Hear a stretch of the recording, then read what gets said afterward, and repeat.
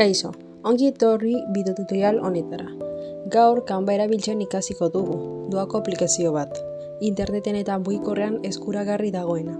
Oso erabilgarria diseinuak, aurkezpenak, irudiak, kartelak eta askoz gehiago modu erraz eta azkar batean sortzeko. Bideo honetan Canvan aurkezpen bat egiten ikasiko dugu. Lehenengo pausua da canva.com era sartzea eta Google kontu edo Gmail baten bidez erregistratzea.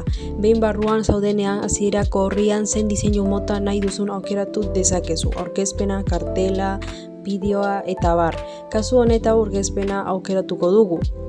Behin barruan aurrez egindako txantioi bat aukeratu eta moldatu dezakezu edo hutsetik atera. Txantiloiek denbora asko aurrezten dute eta gustu guztieretako diseinuak daude. Horietan testua idatzi dezakezu, kolore aldatu, letra tipoa ere bai, eta elementuak mugitu. Zure irudiak igo ditzakezu edo Canvat eskaintzen dizkizun erabili doan. Aukera aldean panelean elementuak gehitzeko aukera izango dituzu. Txantiloi aukeran zure aurkezpenarekin bat datorren diseinua aukera dezakezu. Zaguarekin behera egin aukerak ikusteko.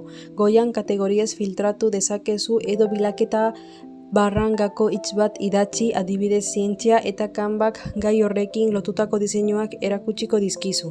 Txantiloi bat hautatzean zenbat horri dituen ikusiko duzu, nahi baduzu aplikatu, hauta dezakezu guztiak zure aurkezpenera gehitzeko, baina oraingoaz lehenengoa aukeratuko duzu sarrera horria. Testuak editatzeko egin klik bikoitza aldatzeko nahi duzun testuan eta hautatu izenburu berria idazteko. Testu kaxa bat gehitzeko gehitu testu kaxa ematen diozu eta horrela testu berriak idatz ditzakezu. Ondoren testuaren estilo lehenetxe aldatu daiteke. Badauti bat izenburuetarako, beste bat azpi izenburuetarako eta bat testu arrunterako. Behean letra kombinazioak aurkituko dituzu eta bakarrik aukeratu behar duzu gustatzen zaizuena.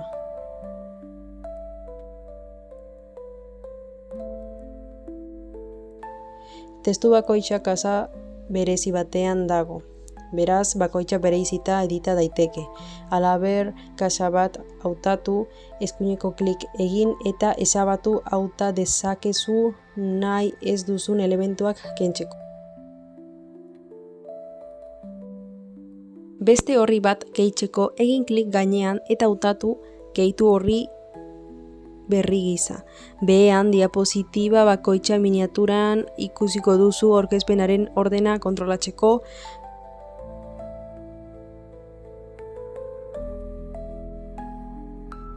Plus ikurra hautatuz gero horri berri bat ere gehituko da, baina elementurik gabe. Gaitezen lehenengo diapositibara. Imaginatu elementu horiek ez zaizkizula gustatzen. Hautatu, eskuineko klik egin eta ezabatu hauta.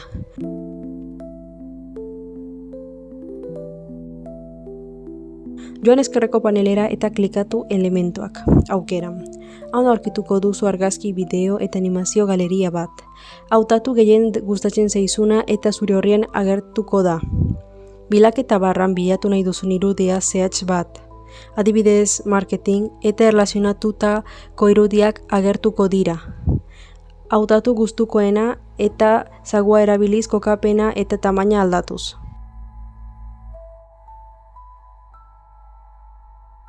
Goian agertzen diren kolore kuadroetan elementu hautatuaren koloreak ikusiko dituzu eta hor bertan aldatu. Testuen kolorea aldatzeko testu bat hautatzean goiko barran testu editatzeko tresnak ikusiko dituzu. Letra tipoa, tamaina, gehiago edo gutxiago eta letran kolorea. Ezkerrean dituzu aukera guztiak. Beste tresna batzuk ere badaude. Lodia, etxaina, testuaren lerrokadura, buletak, tarteak edo animazio efektuak.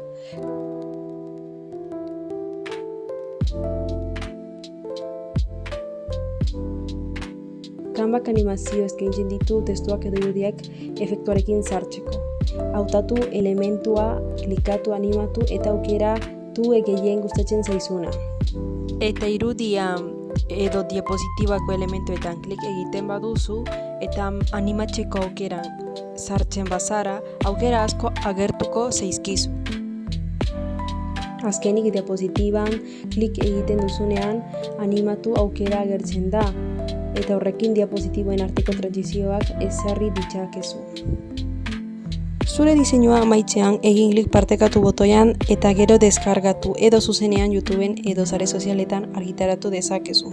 Horrela inerreza da Canvan aurkezpen bat sortzea, zure eskolako lanetarako, aurkezpenetarako edo proiektuetarako erabil dezakezu. Espero dut tutorial honek lagungarria izatea, ez ahaztu atsegin bat ematea eta kanalera harpidetzea. Laster arte!